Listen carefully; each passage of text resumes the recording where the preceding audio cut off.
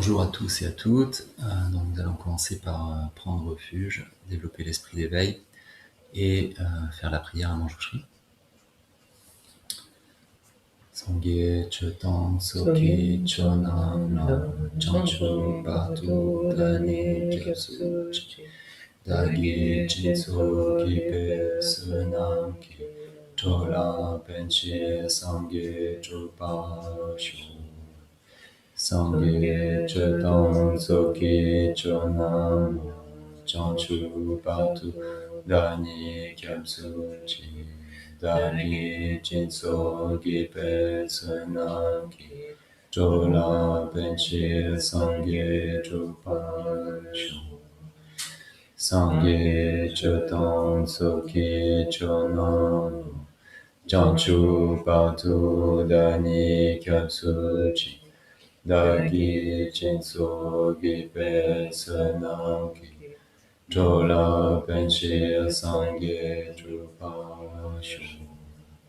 Semchen tamshe dewa tong dewe gyu tong denpa gyu chi dungne tong dungne gyu tong relwa gyu chi dungne mepe dewa tong pa tong min relwa gyu chi Nyering chadong tong relwe tong nyom chen po la ne pa gyu chi Chom den de jampe yang la cha san gu Rangi ro zhi ji ni ji ni ta nam la kam sen Jin ye den ku shi shi si shi ni ki tu ka e bam si Ganda si pe se na na ri min dong du nye gi si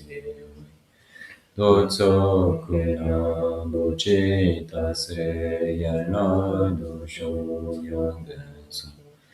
Duta chedong ye mo ni long le ki chado choze chi.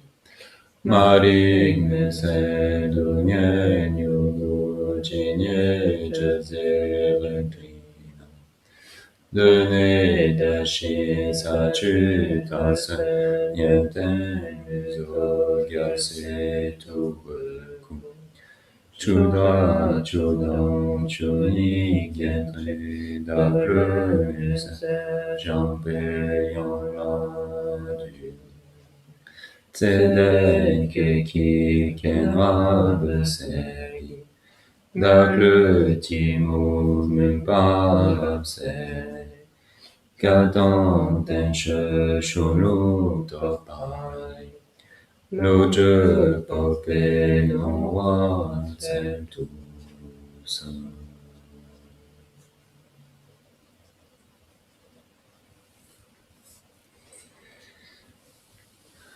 Donc, dans l'entrée sur la voie des Pandits, écrit par Mipa Rinpoche, nous sommes en train de voir le 8e chapitre qui traite des vérités. Et nous sommes en train de voir dans ce chapitre la vérité du mal-être. Et dans cette vérité du mal-être, nous sommes en train de voir l'explication des mondes réceptacles et de leur contenu, qui sont donc le support fondamental du mal-être. Et donc on a vu dans cette partie les mondes des réceptacles où prendre naissance. Et on est en train de voir la partie qui explique les mondes des êtres sensibles qui prennent naissance. Et dans cette partie, on a vu l'explication principale. Et hier, on a fini la deuxième partie de cette partie, hein, qui explique donc quelques catégories. Et dans ces catégories, hier, on a vu les 4 aliments. On a vu également les 4 limitations.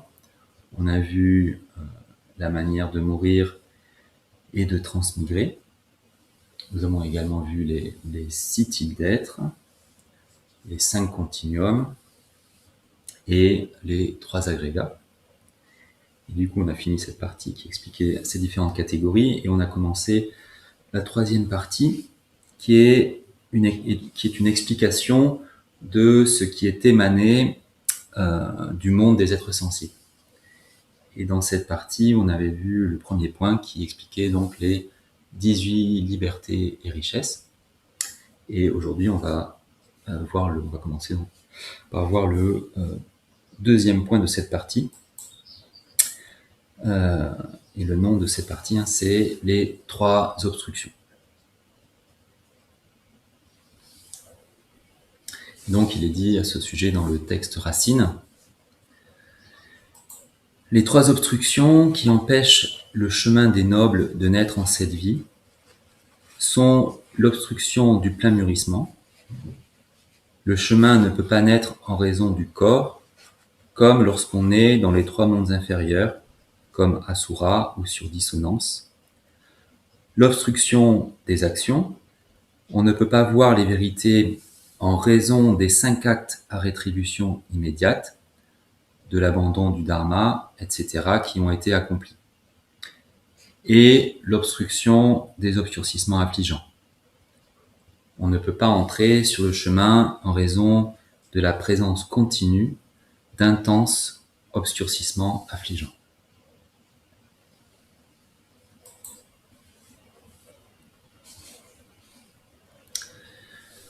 Donc ici, il est expliqué qu'il y a 3 obstacles principaux pour atteindre la sagesse du chemin de la vision dans cette vie. Donc, 3 obstacles principaux qui empêchent d'atteindre la sagesse du chemin de la vision dans cette vie.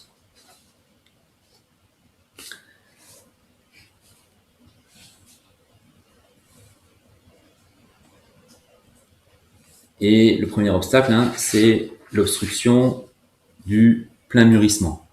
Le chemin ne peut pas naître en raison du corps, comme lorsqu'on est dans les 3 mondes inférieurs, comme Asura ou sur dissonance. Donc le premier obstacle est le suivant. Les circonstances de la renaissance obtenue sont tellement obscurcissantes qu'il n'est pas possible d'atteindre le chemin de la vision. Et il s'agit en fait d'une renaissance dans l'une des 3 existences inférieures, d'une renaissance sur le continent du Nord ou d'une renaissance en tant qu'Asura. Et dans le bouddhisme Theravada, dans ces différents types de renaissance, il est impossible d'atteindre le chemin de la vision durant cette vie même. Et selon le bouddhisme Mahayana, dans de très rares cas, ça va être possible.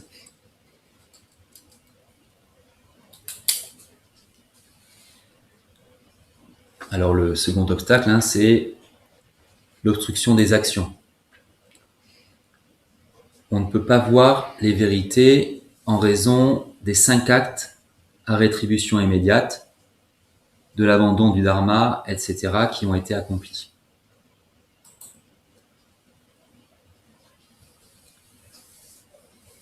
Donc, le second obstacle au chemin de la vision, c'est le fait de s'être engagé dans un des 5 actes à rétribution immédiate, ou le fait d'avoir abandonné le dharma. Alors pour rappel, les 5 actes à rétribution immédiate, c'est tuer son père, tuer sa mère, tuer un arat, créer un schisme dans le sangha et faire couler le sang d'un Bouddha avec une mauvaise intention.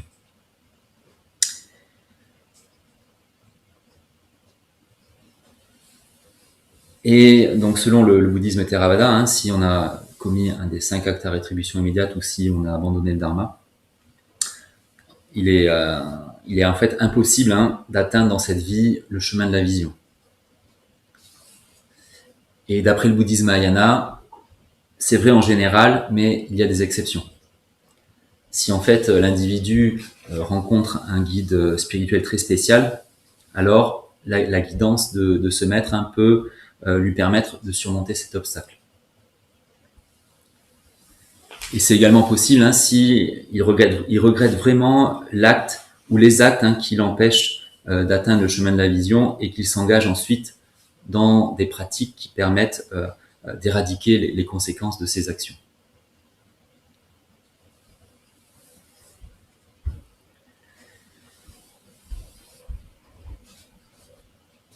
Et ensuite, donc, le troisième obstacle, c'est l'obstruction des obscurcissements affligeants.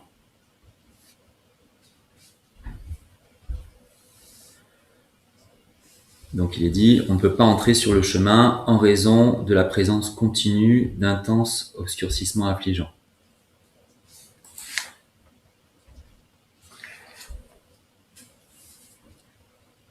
Donc, le troisième obstacle, la troisième obstruction, est due aux obscurcissements affligeants. On ne peut pas entrer dans la voie en raison d'intenses obscurcissements affligeants qui sont continuellement présents. Donc là, Khenpo Rinpoche n'a pas donné beaucoup plus d'explications à ce sujet. Mais bon, en y réfléchissant, c'est vrai que ça paraît assez évident que si on a énormément de colère ou de désir, par exemple, c'est difficile d'avancer, de beaucoup avancer sur un chemin qui va à l'encontre de ces obscurcissements affligeants.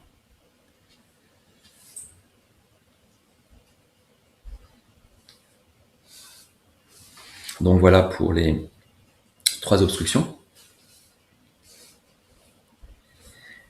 Et donc nous arrivons au 3e point de cette partie, qui va traiter des 4 roues. Donc il est dit dans le texte Racine. Les 4 roues sont les conditions favorables à la naissance du chemin. Il s'agit de 4 causes: demeurer dans une destinée humaine ou une destinée divine, endroit favorable à la naissance du chemin des nobles, se fier à des amis de bien, Purusha éminent, aspirer parfaitement au Dharma en son fort intérieur, avoir accompli des actions méritoires dans les vies passées.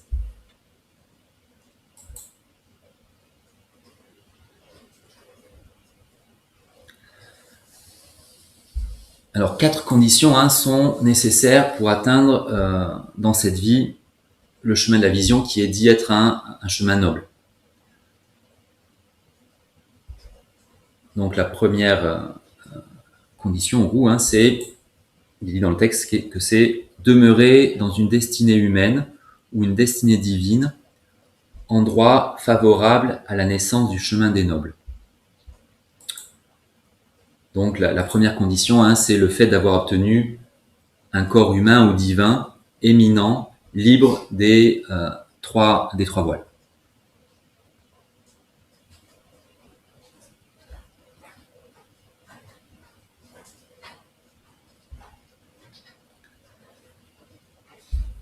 Ensuite, la deuxième condition, il est dit dans le texte que c'est se fier à des amis de bien, Purusha éminent.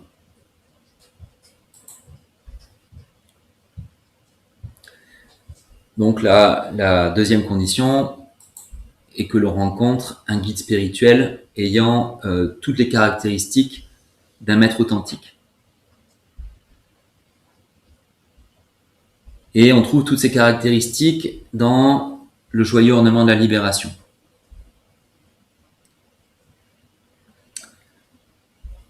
Une personne qui veut pratiquer le chemin bouddhiste a donc besoin d'un guide ou d'un ami de bien, comme c'est dit dans le texte, ou d'un Purusha éminent. On va voir la définition de ce qu'est un Purusha tout à l'heure. Et donc en fait, une personne donc qui veut pratiquer le chemin bouddhiste a besoin d'un guide, et il est important qu'au départ, elle ait une connaissance des caractéristiques qu'un tel guide doit avoir, et qui ont été expliquées par le Bouddha Shakyamuni. En fait, si on veut faire des progrès et que la personne qui nous guide n'a pas les qualités nécessaires, alors en fait on ne va pas progresser. Par conséquent, c'est vraiment important de voir si la personne que l'on a choisie a ses qualités ou pas.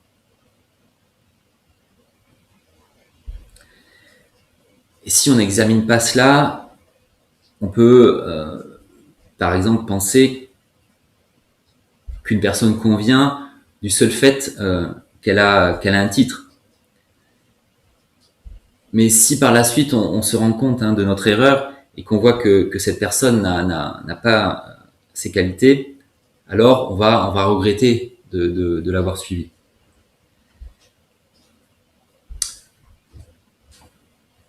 Et voilà, suivre uniquement ce que les autres disent n'est pas forcément une bonne idée.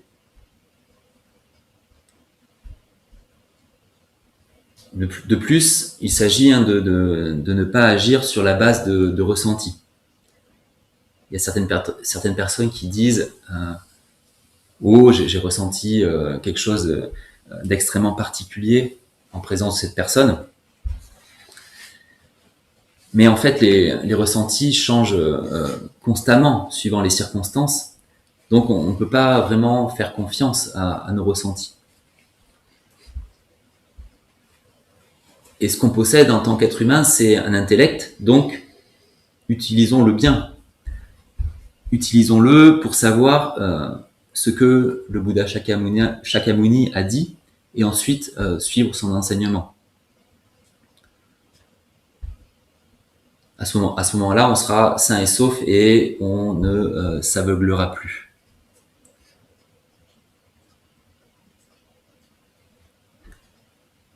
Et à ce sujet, Guru Padmasambhava a dit que dans les temps dégénérés, trouver un maître spirituel avec les qualités nécessaires est aussi difficile en fait que de voir une étoile briller dans le ciel en plein jour.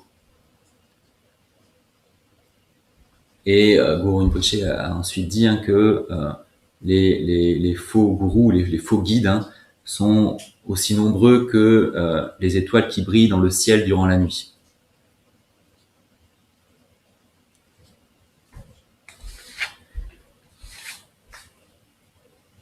Donc voilà pour la deuxième condition. Nous arrivons à la troisième condition. Il est dit dans le texte, quelle est la suivante? Aspirer parfaitement au Dharma en son fort intérieur. Donc la troisième condition, c'est le fait que notre aspiration au Dharma ait une grande force.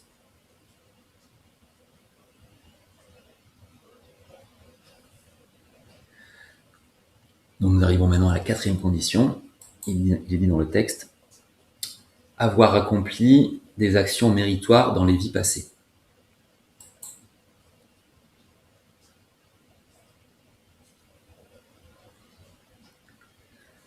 Donc Khenpo Rinpoche a expliqué que la quatrième condition, c'est le fait d'avoir obtenu toutes les conditions nécessaires en ce qui concerne la nourriture, le logement, etc., pour pratiquer le chemin bouddhiste. Il est vraiment important d'avoir toutes ces conditions matérielles pour pratiquer. Alors c'est ce qu'a expliqué Khenpo Rinpoche à propos de cette quatrième condition. Cela ne semble pas correspondre directement avec ce qui est dit dans le texte racine. Mais en même temps, voilà, c'est parce qu'on a accompli des actes méritoires dans le passé qu'on a toutes les conditions nécessaires pour pratiquer le chemin bouddhiste. Donc il y a quand même un lien indirect avec le texte racine. Et Khenpo Rinpoche continue en disant que voilà, même s'il est important d'avoir ces conditions matérielles pour pratiquer, il faut faire attention à ne pas être préoccupé par la nourriture, le logement, etc. En fait, se satisfaire du strict nécessaire est vraiment l'idéal. En fait, on est tous des individus du domaine du désir, et donc on est principalement conduit par le désir. Donc voilà, il faut faire attention quand on essaie d'obtenir ce qui est nécessaire pour pratiquer le dharma, de ne pas accumuler trop de choses, parce que une fois qu'on a commencé à nourrir nos désirs, en fait, il n'y a plus de fin à tous ces désirs.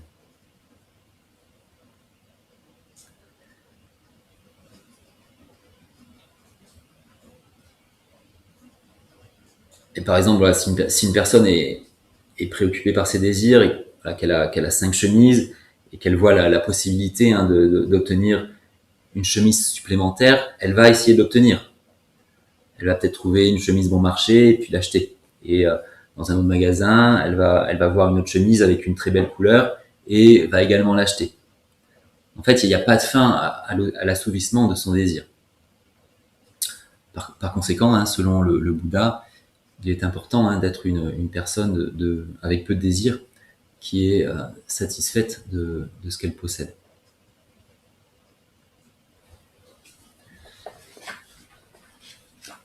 Et nous sommes des disciples du Bouddha Shakyamuni. Et en rapport avec ce qu'il a dit, ayez peu de désir. En fait, les personnes qui ont une ordination monastique doivent, par exemple, prendre un seul repas par jour, le repas du midi. Le Bouddha Shakyamuni leur a donné le conseil suivant. Soyez des gens de peu de désir. Une fois que vous avez obtenu votre repas, ne pensez pas à obtenir un autre repas. Et quelqu'un qui a une ordination monastique a une liste de possessions dont il a besoin, et le Bouddha Shakyamuni conseille de ne pas se procurer des possessions qui seraient en dehors de cette liste. Mais même si on n'a pas d'ordination monastique et qu'on pratique le bouddhisme en tant que séculier, il s'agit de se demander de quoi ai-je besoin. Donc on a besoin de nourriture, d'un logement. En fait, on a juste besoin du strict nécessaire pour vivre. Il ne s'agit pas d'essayer d'obtenir plus que ça. Après, suivant le pays ou la région où on vit et les circonstances de notre vie, on a peut-être besoin d'autre chose. On peut avoir besoin d'une voiture s'il n'y a pas de transport public, et d'une assurance santé si, par exemple, on vit en France. Alors, il y a des choses qui maintiennent la vie, la nourriture, les vêtements et le logement. Et il y a des choses des choses supplémentaires qui sont nécessaires suivant l'endroit où l'on vit et les circonstances liées à cet endroit. Donc, il est important de se satisfaire de ces choses et de ne pas chercher à obtenir plus que cela. Ça, c'est le premier aspect. Et le second aspect, c'est de ne pas exagérer tout cela. C'est de ne pas cultiver un style de vie où il y aurait une austérité excessive. Néanmoins, ça s'applique pas vraiment à cette partie du monde, mais plutôt à l'Inde et à ses différentes traditions. Dans un certain nombre de traditions hindoues, le pratiquant ne porte même pas de vêtements.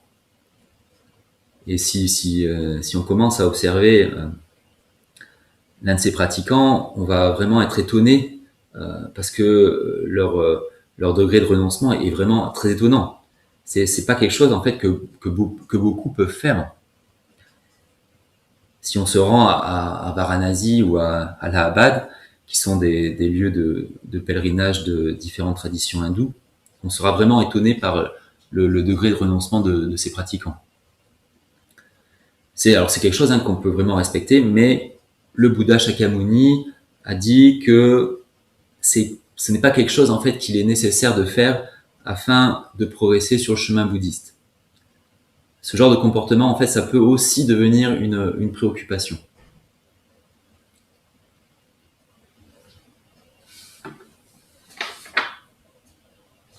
Donc voilà pour les 4 roues.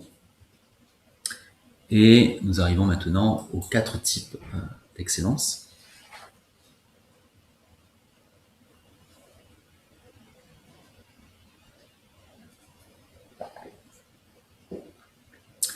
Et il est dit dans le texte: les 4 types d'excellence recherchés par les Purushas sont le dharma, les objets, les plaisirs sensoriels et la libération. Le dharma permettant d'accomplir les états supérieurs et le bien définitif. Les choses telles que les lieux, les amis, la renommée, les richesses accomplies. Leur fruit consistant à profiter temporairement des objets désirables et obtenir ultimement la libération.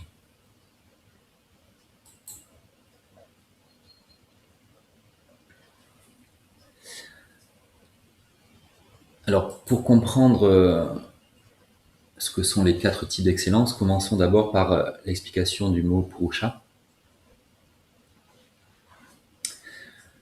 Le mot Purusha fait référence à un individu des classes supérieures, c'est-à-dire un homme ou un dieu, qui est doté d'une certaine capacité. Et il y a 3 types de Purusha. Le premier, c'est celui qui possède la capacité d'atteindre la condition d'homme ou de dieu. Le deuxième type de Purusha, c'est celui qui possède la capacité de se libérer du samsara. Et le troisième type, c'est celui qui possède la capacité d'atteindre l'état éveillé de Bouddha.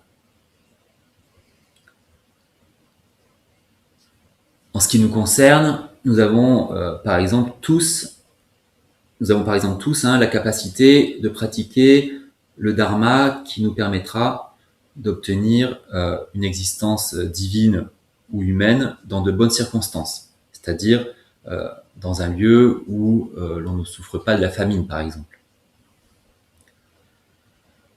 Nous avons ce choix. Nous pouvons abandonner les 10 actions néfastes, nous engager dans les 10 actions bénéfiques, adopter la vue qui a pleinement confiance dans le processus des actes et des effets et la mettre en œuvre en la respectant dans nos actions.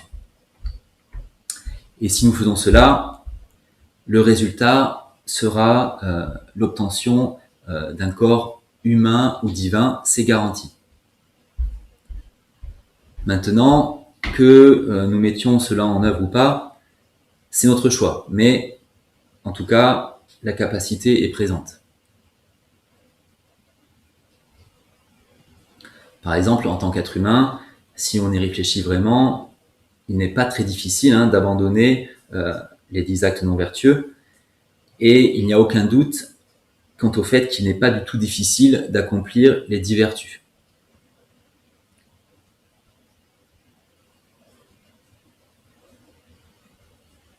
Et c'est la raison pour laquelle le Bouddha parle de Purusha, ou de fils et de filles de filiation excellente dans les sutras.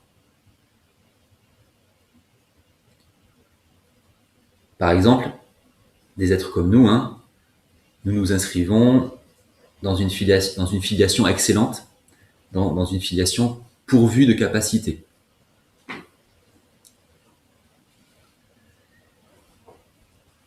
Mais même si tous les êtres humains ont en principe cette capacité, elle n'émerge pas chez tous.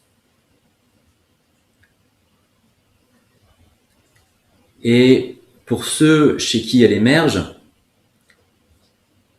une fois qu'une personne s'est développée sur un chemin de vertu dans le but d'obtenir une renaissance supérieure, elle progresse grâce à cette vertu accumulée.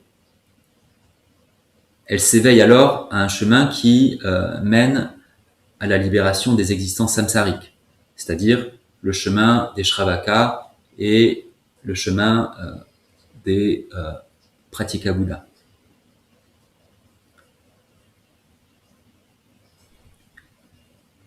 Et dans le cas de ceux qui ont pratiqué le chemin des Shravaka ou le chemin des Pratyeka Buddha, et qui ont progressé, à un certain moment, ils vont entrer sur le chemin du Mahayana qui mène à l'état éveillé de Bouddha. Donc c'est ainsi, c'est de cette manière que cette capacité s'accroît.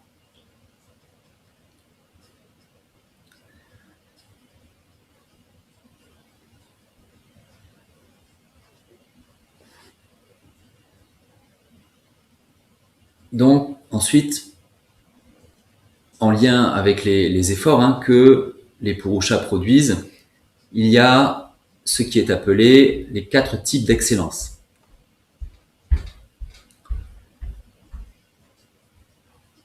Et en ce qui concerne le premier type d'excellence, il est dit dans le texte la chose suivante: le dharma permettant d'accomplir les états supérieurs et le bien définitif.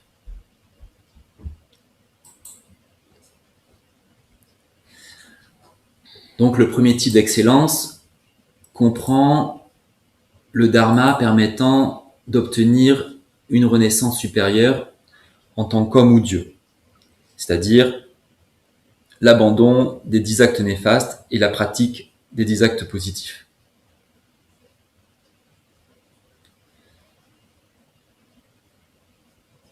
Le premier type d'excellence comprend également le dharma permettant d'accomplir le bien définitif. Donc là, il s'agit de la pratique du chemin du Theravada pour les Purusha intermédiaires et de la pratique du Mahayana pour les grands Purusha. Et dans le bouddhisme Theravada, qui est composé du chemin des Shravaka et du chemin des Pratyeka Buddha, le but c'est la libération des existences samsariques. Et dans le bouddhisme Mahayana, le but c'est l'état éveillé de Bouddha.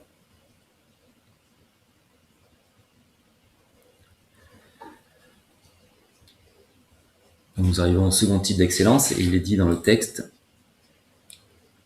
les choses telles que les lieux, les amis, la renommée, les richesses accomplies.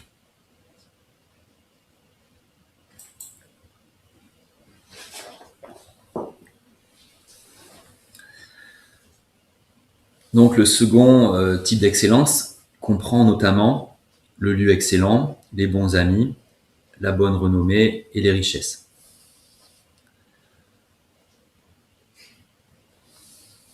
Alors qu'est-ce qu'un lieu excellent, qui est le premier élément qui est listé dans cette liste qui concerne le second type d'excellence? Donc le lieu excellent, c'est un lieu où il est possible d'obtenir une existence supérieure, la libération du samsara ou l'état éveillé de Bouddha. Donc il s'agit par exemple d'un lieu où règne la paix, où il n'y a pas de famine, pas d'épidémie.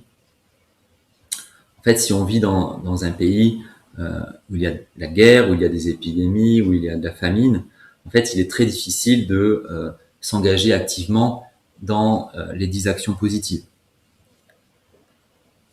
En fait, un lieu excellent, c'est un endroit où les normes de la société sont en accord avec le dharma, ce qui va donc faciliter en fait les progrès de toute personne sur le chemin.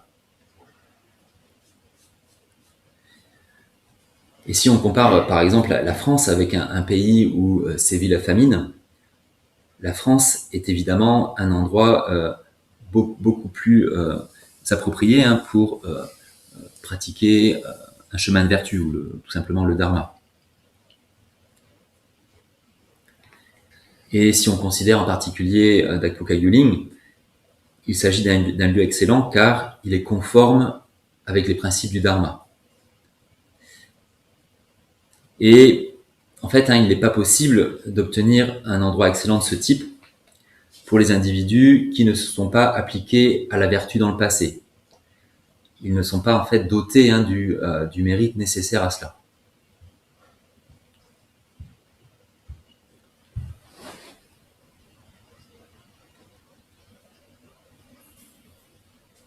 Ensuite, il est fait mention des amis excellents, des bons amis. Et les amis excellents, ce sont des personnes qui se conforment au dharma.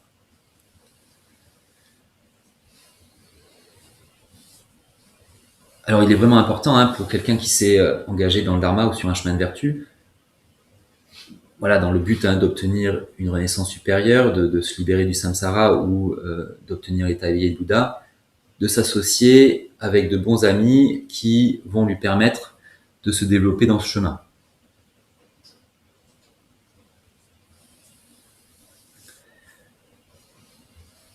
Et les amis excellents en fait sont très difficiles à trouver. Il est très rare en fait dans notre monde de trouver des gens qui s'intéressent à la vertu et qui l'appliquent. Donc il faut là encore un certain mérite pour pouvoir s'associer à ce genre d'amis. Alors il y a ensuite la bonne réputation, et il s'agit de la réputation de l'endroit, des membres de la communauté, etc. Donc il s'agit ici bien sûr d'une bonne réputation en lien avec le dharma. Et cette bonne réputation, elle est également difficile à obtenir.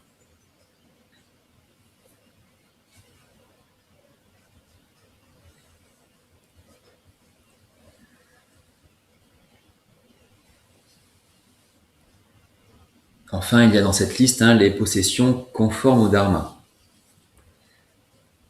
Or, il est très difficile d'obtenir de la nourriture, des vêtements, en utilisant de l'argent non contaminé par de la non-vertu. Par conséquent, le Bouddha Shakyamuni a conseillé de ne pas être trop concerné par les richesses et les possessions, mais d'être satisfait avec le strict nécessaire.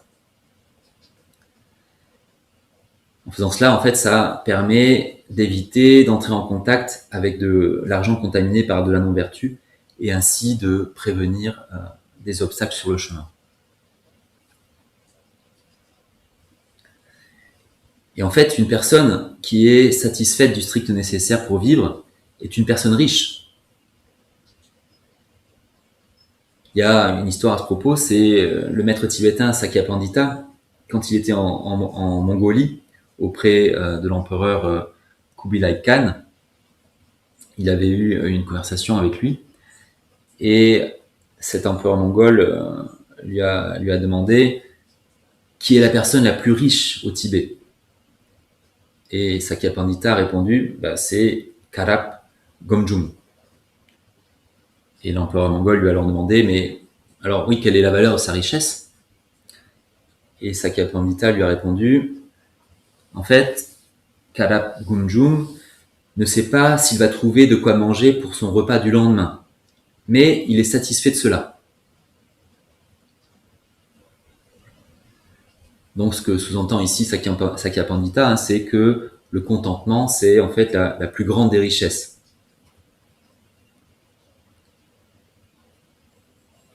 Ensuite, dans cette conversation, Kubilai Khan a demandé à Sakya Pandita quel est l'homme le plus courageux du Tibet. Et Sakya Pandita a répondu, c'est Milarepa. Et Kubilai Khan a alors demandé à Sakya Pandita, mais combien de guerres a-t-il mené?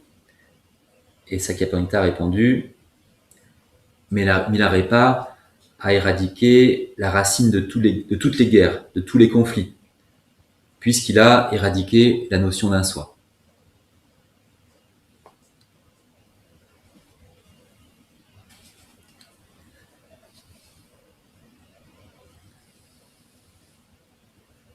Donc voilà, nous avons fini le deuxième type d'excellence, et nous arrivons au troisième et quatrième type d'excellence. Et le texte Racine dit à ce propos, leur fruit consistant à profiter temporairement des objets désirables et obtenir ultimement la libération.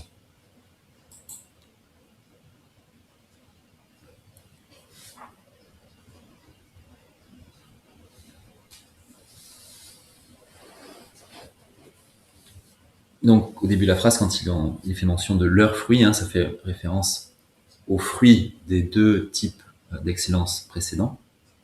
En fait, ces deux premiers types d'excellence sont des causes qui vont permettre d'obtenir les deux types d'excellence suivants, qui en sont donc les fruits.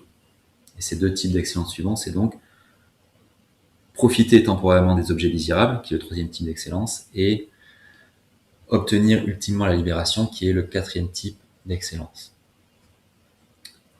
Donc, le premier fruit ou la troisième excellence, c'est donc profiter temporairement des objets désirables.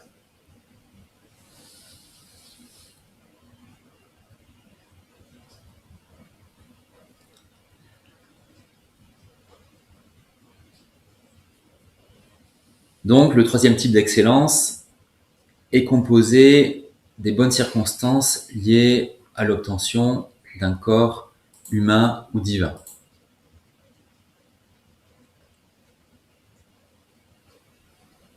Donc le pratiquant, grâce aux deux premiers types d'excellence, a pratiqué la vertu nécessaire à ce résultat et jouit de bonnes conditions. Et s'il utilise bien ses ressources, il jouira des mêmes circonstances dans une renaissance future. Si par exemple on fournit un logement à quelqu'un ou si on lui paye une partie de son loyer, dans une future renaissance, on va obtenir la même chose. On ne sera pas sans domicile. Et si l'on cultive la patience, dans des vies futures, on aura une bonne réputation.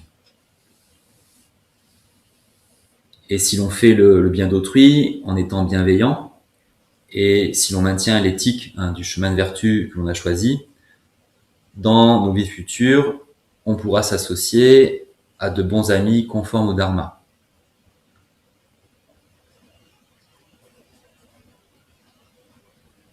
Alors des amis conformes au Dharma, ce sont des personnes qui, par exemple, ne sont pas orgueilleuses, qui sont respectueuses et qui, par conséquent, exercent une bonne influence. Et quand on parle d'éthique ici, il s'agit de préceptes éthiques spécifiques que l'on s'est engagé à maintenir dans le cadre d'un chemin vertueux.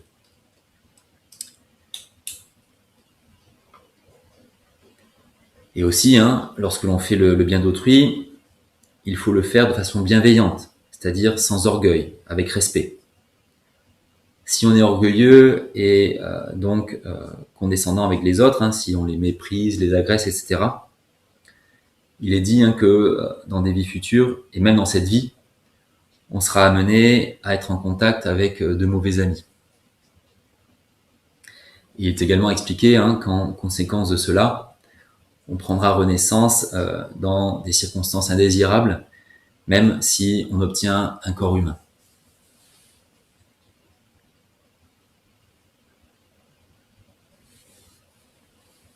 Et par ailleurs, le contentement dans le contexte des possessions et donc la satisfaction avec le strict minimum permet au pratiquant de ne pas souhaiter garder les choses pour lui-même. Il en résulte donc un état d'esprit généreux qui se traduit en actes et cela a pour effet dans ses vies futures la possession du nécessaire, ce qui lui permet de continuer à faire des progrès.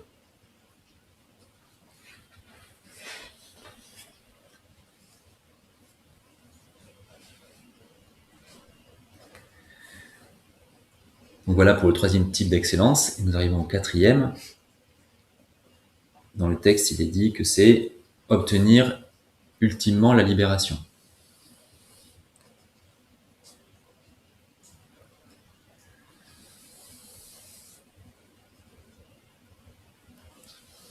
Donc ce quatrième type d'excellence, il est composé des deux niveaux de fruits dans les deux autres chemins vertueux, le chemin du Theravada et le chemin du Mahayana. Et l'esprit qui recherche la libération, c'est-à-dire l'ultime, lorsqu'il pratique le Dharma, a besoin des conditions que sont le lieu, la renommée, les amis et les richesses.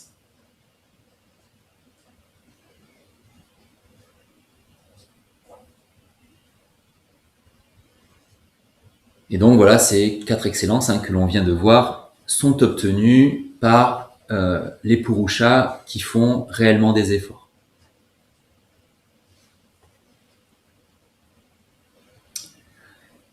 Et c'est ainsi que se termine cette partie sur les quatre types d'excellence. Je vais passer maintenant la parole à Roden. Alors maintenant, nous allons voir les 7 qualités des classes supérieures. Donc le texte racine dit ceci. Les 7 qualités des classes supérieures sont la longévité, la santé, un bon corps, la bonne fortune, une filiation supérieure, la richesse, un grand discernement. une filiation supérieure et vénérable est une bonne filiation. Le fait d'être considéré par tous, d'avoir une grande influence, que nos buts s'accomplissent, etc., et la bonne fortune. Toutes les autres qualités peuvent être incluses dans celle-ci.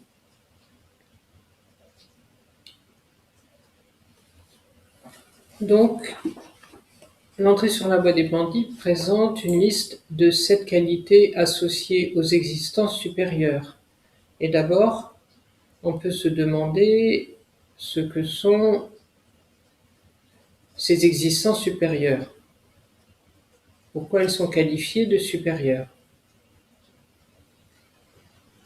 En fait, dans ces existences, les êtres endurent beaucoup moins de mal-être que dans les existences qualifiées d'inférieures.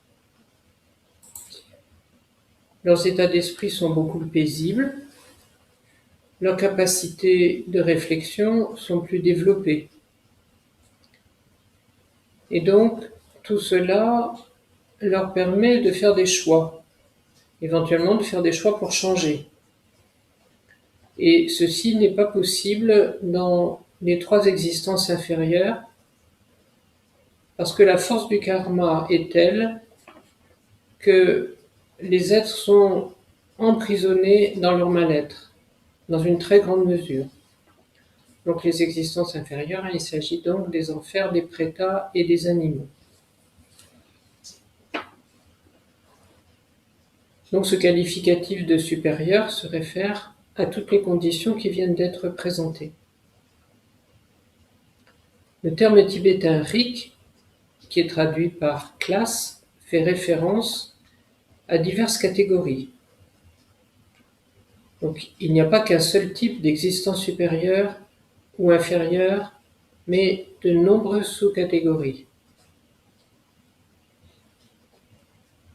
Donc en ce qui concerne les existences supérieures, les 2 catégories principales sont celles des humains et celles des dieux. Et dans chacune d'elles, on trouve de nombreuses sous-catégories.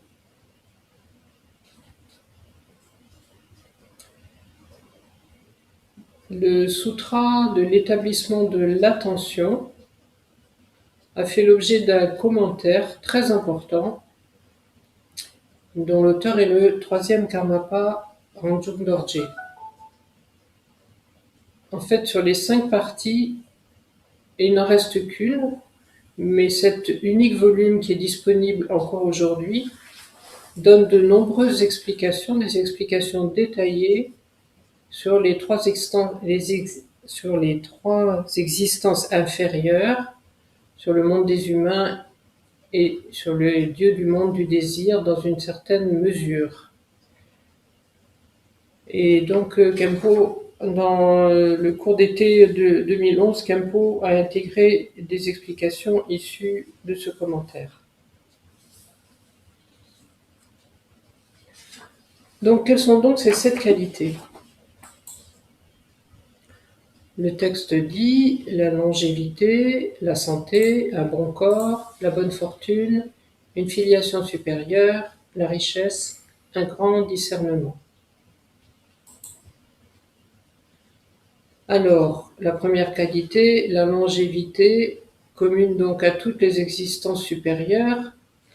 Donc à son propos, on pourrait s'étonner et considérer que les êtres humains n'ont pas cette qualité, du fait que leur existence est beaucoup plus courte que celle des dieux.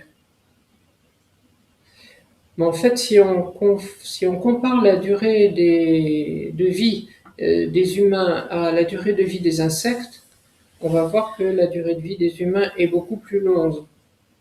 Donc en fait, dire que la durée de vie est longue ou courte, ça dépend de ce à quoi on la compare. On peut aussi se poser des questions sur la durée de vie sur notre continent du Sud, puisqu'elle est variable, et puisque c'est le seul continent sur lequel on peut effectivement mourir prématurément. On a vu déjà que sur les 3 autres continents humains, ainsi que dans les domaines des dieux, la durée de vie est fixe. Et chez les dieux, elle est plus longue que celle des humains. Et chez les humains des 3 autres continents, elle est plus longue que pour les humains de notre continent.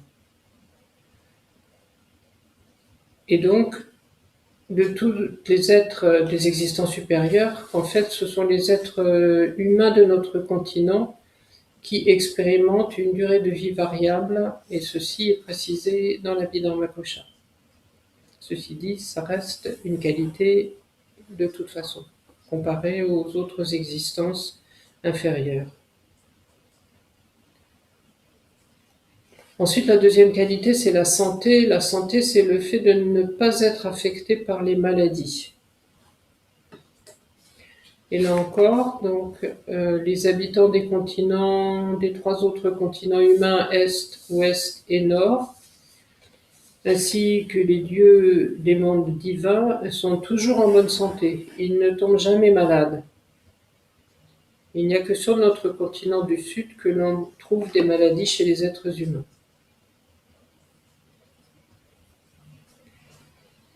La troisième qualité, un bon corps, est une apparence attractive et une bonne condition physique. Alors là encore, notre continent a une mention spéciale, puisque si on se compare aux dieux et aux humains des 3 autres continents, en termes de apparence attractive, par exemple, voilà, on ne fait pas le poids par rapport aux êtres de ces autres continents. Mais, encore une fois, nos conditions sont tout de même bien meilleures que celles des 3 existences inférieures, et donc c'est pour ça que nous sommes aussi dotés de cette troisième qualité.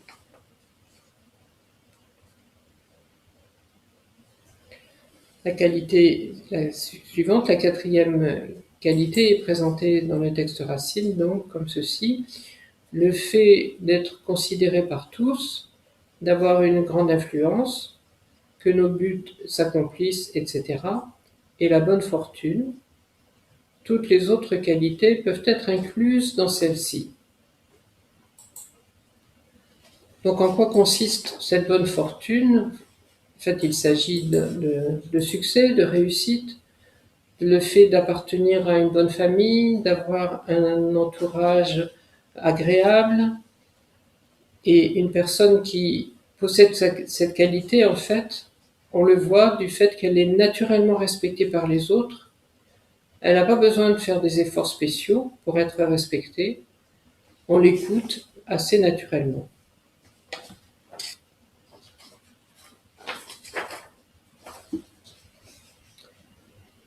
Ensuite, la cinquième qualité, donc, il s'agit d'une filiation supérieure et vénérable. Le texte racine dit: une filiation supérieure et vénérable est une bonne filiation. Donc, de quoi s'agit-il ici ? C'est quoi une filiation vénérable ? En fait, il faut se reporter dans le contexte indien de l'époque du Bouddha, il y a 2600 ans, où on pouvait dire que certaines personnes avaient des ascendants sur 4 générations qui avaient maintenu une bonne conduite. Et donc ici, supérieur fait référence à une personne vénérable et bonne. Donc vénérable, qu'est-ce que ça veut dire ? Ça veut dire que le corps, la parole et l'esprit de cette personne ne sont pas enclins à se diriger vers des négativités. Et bonne veut dire que cette personne n'est pas concernée uniquement par son propre intérêt, mais qu'elle se focalise aussi sur le bien des êtres avec une bonne intention.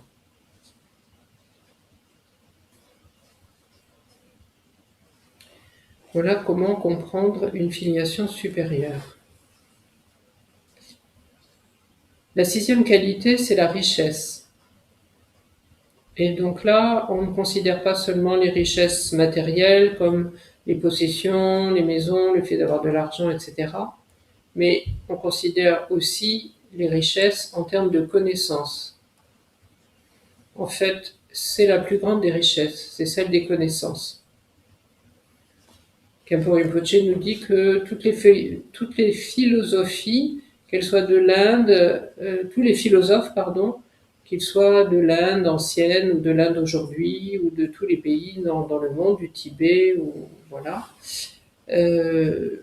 tous ces pays où l'art de la philosophie a joué un grand rôle, eh bien, c'est reconnu que cette richesse en termes de connaissances est vraiment plus importante que la richesse matérielle.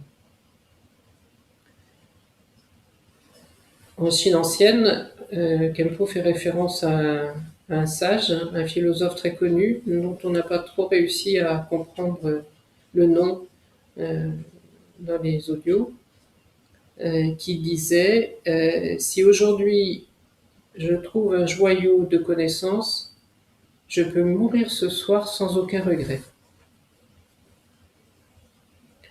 Et donc en fait, cette richesse en termes de connaissances, elle inclut toutes les philosophies, pas seulement la philosophie bouddhiste. Et la septième qualité, le discernement, est un haut degré de connaissance supérieure. Donc le texte Racine présente ensuite les causes qui permettent d'obtenir ces 7 qualités.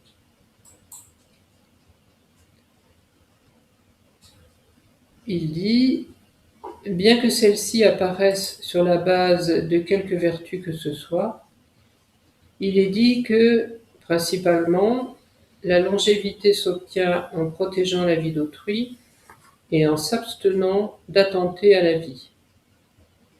La santé s'obtient en venant en aide aux malades, avec des médecines ou en les assistant, et en abandonnant les brutalités. Un bon corps s'obtient en abandonnant l'agressivité et en étant patient. La bonne fortune s'obtient en abandonnant la jalousie. Une filiation supérieure s'obtient en révérant les amis de bien, éminents, et en abandonnant l'orgueil. Les richesses excellentes s'obtiennent en abandonnant le vol et en étant généreux. Un grand discernement s'obtient en posant des questions sur ce qui est adopté ou à rejeter et en offrant des traités du Dharma.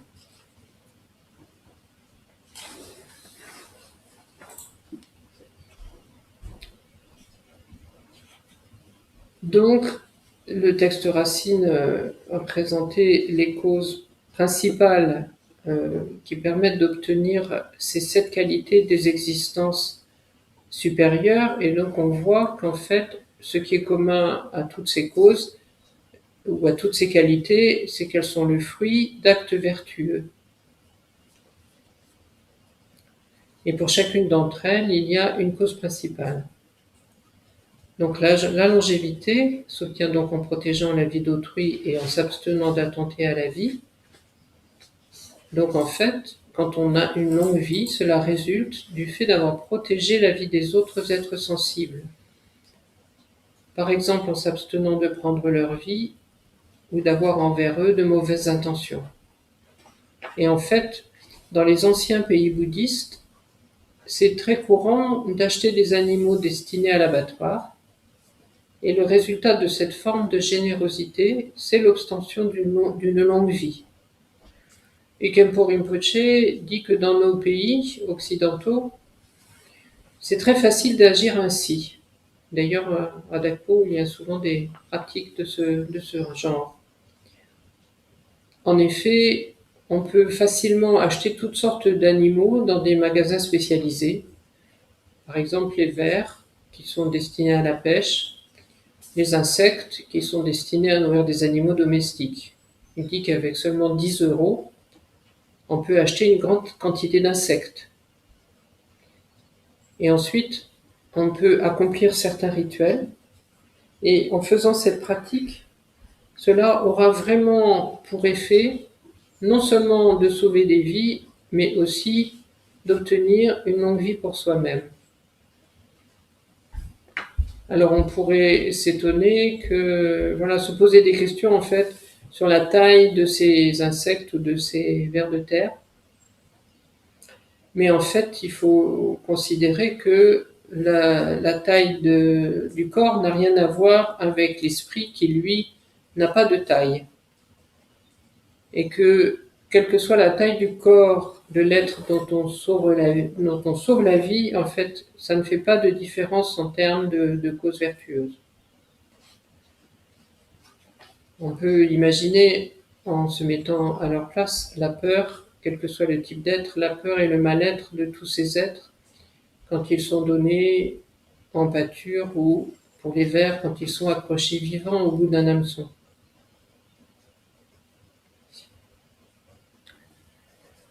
En fait, ce qu'il faut faire aussi quand on fait ce genre de pratique, c'est quand on libère des animaux et qu'on fait des prières spécifiques pour eux, c'est qu'il faut que ces animaux entendent les prières spécifiques qu'on fait à leur attention.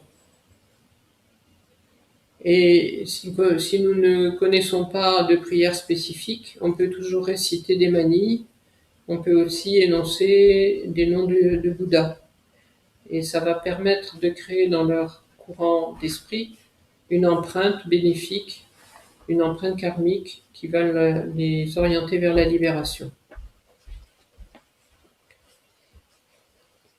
Khenpo Rinpoche donne l'exemple d'un maître Nyingmapa très connu qui est décédé en 2015, Chatral Sangye Dorje Rinpoche, qui consacrait un mois de chaque année, un mois par an, il a fait ça très longtemps, pour sauver des milliers de poissons. Et il les achetait au marché à Calcutta, et ensuite il les relâchait dans une zone militaire de la base du Bengale, il les relâchait dans une zone militaire de la baie du Bengale, et dans cette zone, la pêche était interdite. Et donc, il faisait des rituels et il récitait des mantras à leur intention. Et on peut voir un effet de cela, du fait qu'il a vécu en fait jusqu'à 102 ans, que Likhenpo, il n'a jamais eu un rhume, et qu'il a pu enseigner en pleine forme jusqu'à la fin de sa vie.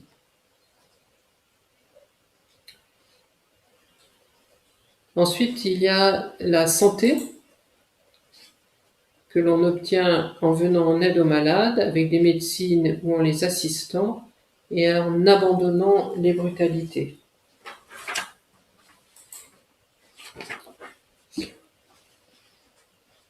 Donc la cause principale pour que les maladies ne se manifestent pas dans nos existences, c'est de distribuer des médicaments gratuitement ou de prendre soin des malades. Et si on n'a pas les circonstances pour faire cela, on peut aussi donner de la nourriture aux pauvres ou aux animaux, puisque la nourriture, en fait, peut être considérée comme un médicament du fait qu'elle permet de rester en vie. Et dans notre monde aujourd'hui, encore une fois, c'est très facile de faire cela. Alors, c'est préférable de le faire soi-même directement, mais si on n'en a pas la possibilité, on peut toujours faire des donations à des organisations humanitaires qui distribuent de la nourriture ou des médicaments gratuitement. Ensuite, le texte racine dit « Un bon corps s'obtient en abandonnant l'agressivité et en étant patient ». Donc la cause principale pour cela, c'est la patience. C'est cultiver la patience, c'est faire des efforts pour ne plus être en colère. Donc quand on parle de bon corps, il ne faut pas que ça soit compris comme le fait d'avoir un corps agréable à regarder, attractif, mais plutôt d'un corps qui est doté d'une certaine qualité de présence, qui peut impressionner les autres et qui est aussi lié au fait d'avoir une bonne réputation. Le maître bouddhiste indien Shantideva a établi une liste de 8 qualités qui résultent du fait d'avoir cultivé la patience. En fait, cette qualité, la patience, est très importante. Se familiariser avec la patience, ça permet également de progresser sur le chemin et d'atteindre la libération du samsara. Et les marques majeures et mineures de perfection des 2 kayas formels résultent aussi du fait d'avoir cultivé la patience. Donc on voit l'importance de cette qualité de la patience. La bonne fortune s'obtient en abandonnant la jalousie. Donc la cause pour cette 4e qualité, c'est l'absence de jalousie. Et donc si on s'entraîne à abandonner la jalousie progressivement, dans les vies futures, les autres nous témoigneront du respect et de l'attention.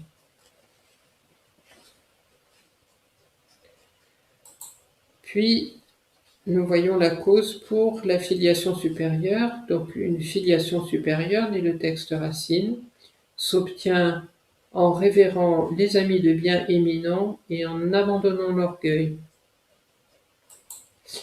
Donc, cette 6e qualité, la filiation supérieure, qui est un statut social élevé, en fait, c'est le fait d'avoir abandonné l'orgueil. Et donc, pour développer cet abandon de l'orgueil, on peut être attentif.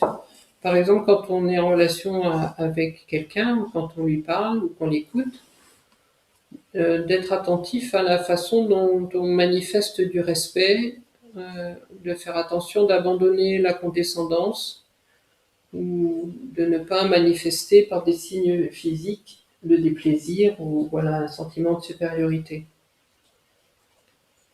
Et cette attention est particulièrement importante quand on écoute une personne qui expose le Bouddha Dharma. Khenpo parle aussi du respect des textes et de faire attention à l'endroit où on pose les transcripts. Par exemple, de ne pas les poser sur son coussin, ni marcher dessus. Et il dit qu'en fait, dans les pays où le bouddhisme est nouveau, ça ne va pas de soi, en fait. Cette attention ne va pas de soi. Et du coup, il donne quelques explications en ce qui concerne le respect dû à l'écriture. Il dit qu'en fait, tout ce qui est écriture est digne de respect parce que les lettres permettent d'exposer le Bouddha Dharma. Et il donne l'exemple d'un maître Kadampa contemporain, très respecté, nommé Ling Rinpoche, qui faisait très attention effectivement aux écrits, au point d'effacer les marques des chaussures quand elles étaient sur les semelles des chaussures, de façon à ce qu'on ne marche pas sur les lettres. Et il demandait à tous ses assistants de faire la même chose. Dans les tantras bouddhistes, il y a aussi une grande importance qui est accordée aux lettres et aux mots écrits, que ces mots soient écrits en tibétain ou dans d'autres langues.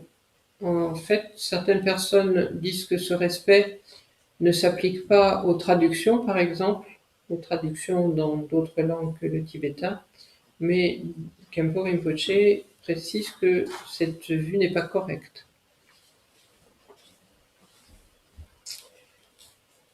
Donc là, je ne sais plus à quel numéro on était arrivé, la 6e qualité, donc c'était la 5e la précédente.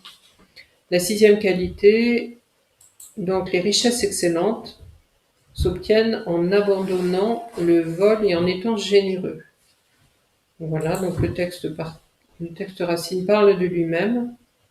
Il s'agit donc d'abandonner le vol et de s'engager dans des actes de générosité si on souhaite obtenir cette 6e qualité qu'est la richesse.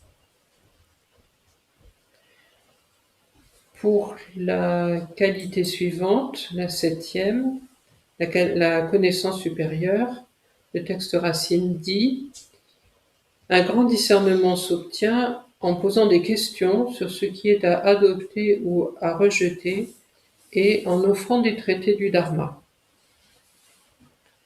Donc, si on veut obtenir cette qualité de la connaissance supérieure, on va poser des questions à un ami spirituel et lui demander de nous expliquer ce qu'il faut adopter, ce qu'il faut rejeter. On peut aussi copier des traités qui présentent ces sujets, de ce qu'il y a à adopter et à rejeter. On peut aussi communiquer ces enseignements à d'autres. Et tout cela est une cause pour obtenir cette qualité. Et donc Khenpo Rinpoche précise que le travail de traduction fait partie de ces causes pour obtenir la connaissance supérieure, bien sûr à condition que la motivation soit vraiment de vouloir faire le bien des êtres. Et également, si on fournit à quelqu'un qui s'engage de façon correcte dans les études, si on lui fournit ce dont il a besoin pour étudier, cela est également une cause pour obtenir ce discernement. Voilà donc les actions dans lesquelles doit s'engager une personne qui souhaite obtenir ces 7 qualités. Donc le thème suivant, ce sont les 8 préoccupations mondaines.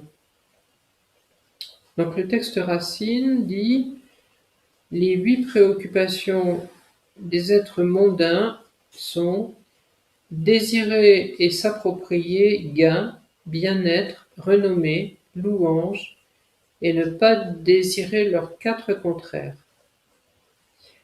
Sous leur influence, les êtres mondains se lancent dans diverses actions et des conflits éclatent, etc.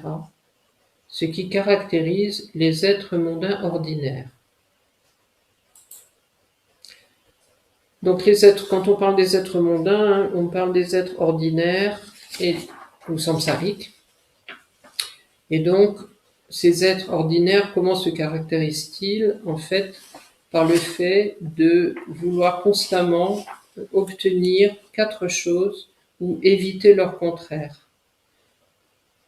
Et donc, ces 4 choses après lesquelles les êtres mondains courent tout le temps ou qui les préoccupent constamment, c'est le gain ou les biens.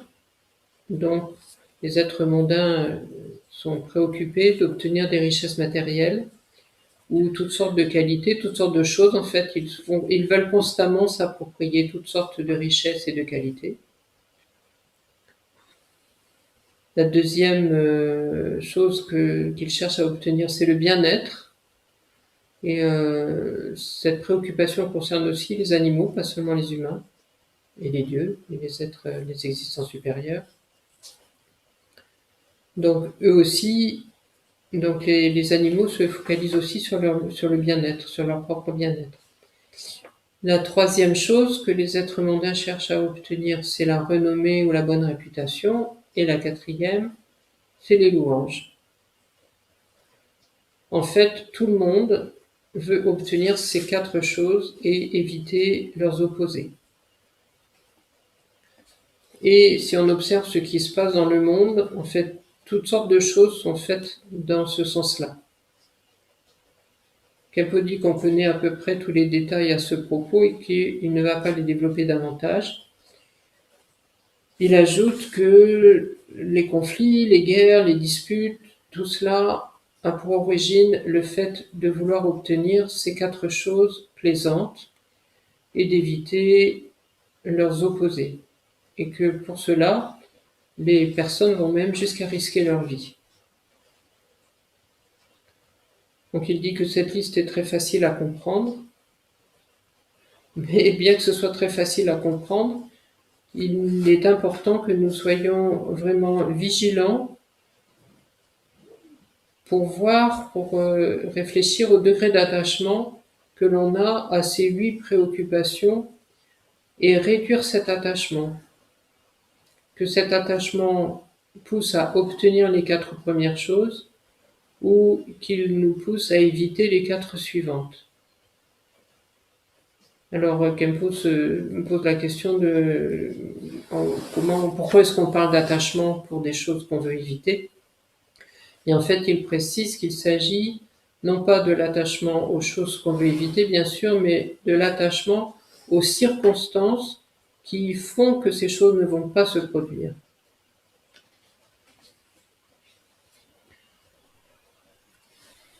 Et donc ces 8 préoccupations sont la source de tous les problèmes, de tous les conflits, des disputes, que ce soit au niveau familial ou au niveau d'un pays entier. Et si on observe le déroulé d'une seule journée, on va voir que les problèmes qu'on a pu rencontrer au cours de cette journée se sont produits du fait de ces 8 dharmas mondains et de l'attachement qu'on a donc à l'égard de ces 8 phénomènes. Alors, bien sûr, connaître la liste est important, mais réduire l'attachement est important aussi. Donc ça ne suffit pas de connaître seulement la liste. Et il dit que pour un pratiquant débutant, c'est quelque chose qui est assez simple à faire au quotidien. Donc quand on est débutant, bien sûr, la notion d'un soi n'est pas dépassée et que pour cela, il faut plusieurs vies. Mais par contre, quotidiennement, nous pouvons vraiment nous entraîner à limiter notre intérêt pour ces 8 préoccupations. Et en s'entraînant à cela quotidiennement, en abandonnant ces préoccupations, petit à petit, les problèmes diminueront et même ne surviendront plus. Et donc, nous avons fini pour cette 5e session. Et nous allons dédier les mérites au bienfait et à l'éveil de tous les êtres.